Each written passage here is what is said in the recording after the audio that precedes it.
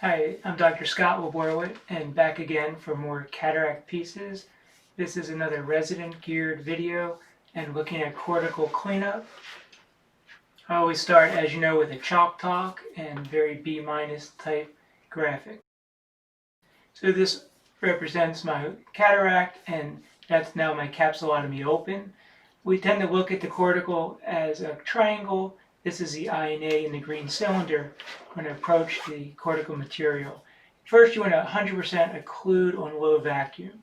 Then when you pull the cortical material, don't try to strip the entire piece. Pull it just to the center, enough to the capsular edge, and then go side to side to try to then get the next piece. This will allow for more continuous removal of the cortical material. So general considerations is it's really important to get 100% of that tip occluded, as you can see here. You can't build vacuum and pull until you do that, and do it on low vacuum.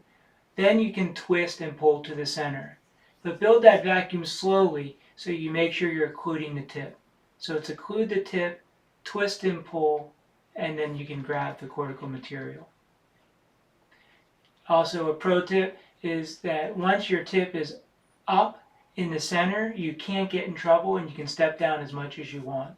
You want to avoid having a choppy removal of the cortex. So you pull just a little to the center and then you go to the next piece. So I try not to strip the cortex more than the capsular edge, and then I'm always going to the piece next to it to keep it going in a continuous manner. If you strip one piece, it gets harder and harder to then grab the next piece. Recognize when you grab the capsule and you want to freeze like a deer in the headlight. So this is an example. You'll see the striae extending superior and inferior. But if you don't recognize that, you're going to keep pulling, you're going to keep building vacuum. So if you freeze, the tip will reflux and allow you to then re-grab.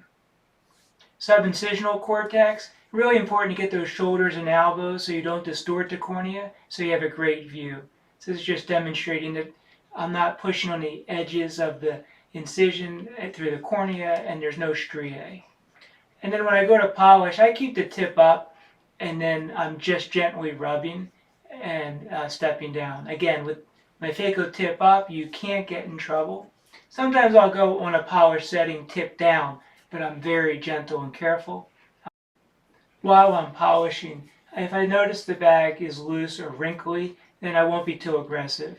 I'll often tell the patient, I removed all of your cataract, but the bag itself had some haze on it, but I want the implant to get secure over the next 3 months, and then I can open it with a laser doing a capsulotomy, and it'll help the vision more. So this is just some examples of cortical removal. You can see the first step is to aggressively get that tip 100% occluded, then start to build the vacuum and pull. Instead of increasing vacuum, I'd be quicker to mash my tip, opening more into more cortex to occlude it. Also, I'm looking for striae at all times because I'll freeze like a deer in the headlights if I do recognize striae. As a new surgeon, that can be difficult to recognize. You can also see I'm stripping just to the capsular edge, and then I'm going for the next piece to try to stay continuous. Here I'm using polish mode as well. It's another example. Again, trying to keep my tip up whenever possible. And I'm stripping, but kind of marching along. Not interested in fully removing a piece of cortex, but really trying to march along to the next piece and moving side to side once I have a piece stripped to the capsular edge. This is demonstrating using, with the tip up, a polish technique to remove any remaining strands on the posterior capsule.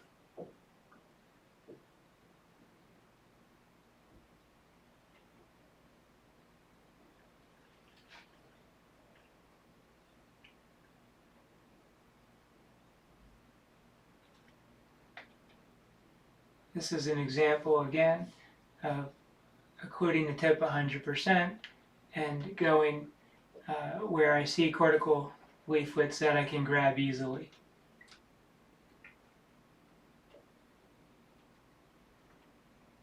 Notice that the numbers on the side show that the vacuum is very low whenever my tip is not turned up.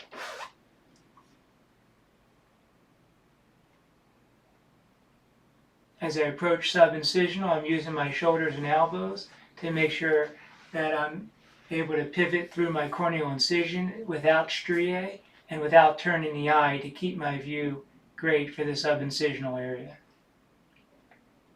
As the tip is turned down, it's very low vacuum, but I'm aggressive, reaching to get that tip 100% occluded.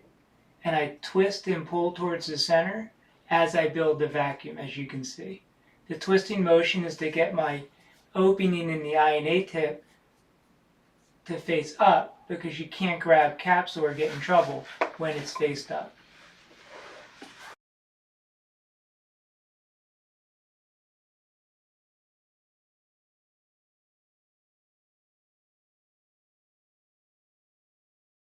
Let's take a closer look to some tricks we can use for subincisional. Again, make sure you have a great view. That's your responsibility, and you can control that. But here I'm taking the ridge on my INA tip. You can see there's a ridge on the white. I kept grabbing capsule, so when I went in and mashed my opening to try to get 100% occlusion, I was actually lifting up using that ridge to pull in the anterior capsule a little.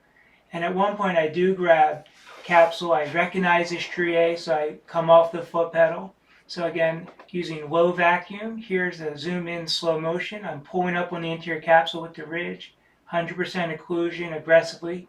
See some striae going to the left and up. So I release my foot pedal, I twist it a little and re-grab, and I'm able to pull that cortical material.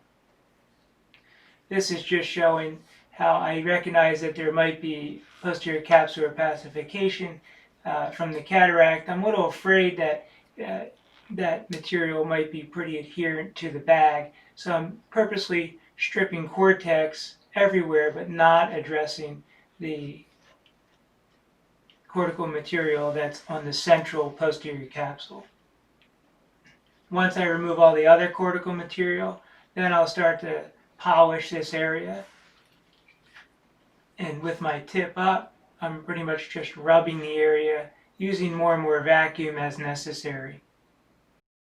Watching experienced surgeons makes cortical cleanup look easy, but once you start doing it, you'll notice there's some nuances for success. If you use some of these pearls mentioned today, I think it'll help get you started. Hope this was helpful and look forward to having you back for more in the Cataract Pieces series. Thanks.